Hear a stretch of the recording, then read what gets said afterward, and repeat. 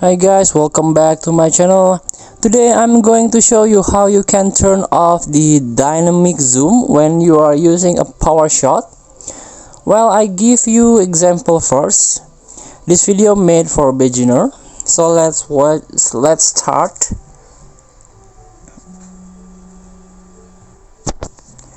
I'll try to use a PowerShot here.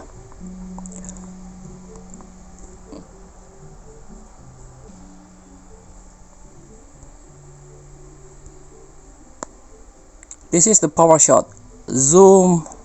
You can disable that zoom. This is like a new effect from this new season of the game EA Sport FC Mobile 24. You can completely disable the dynamic zoom like before. And let's tap the three stripe at the top of your screen.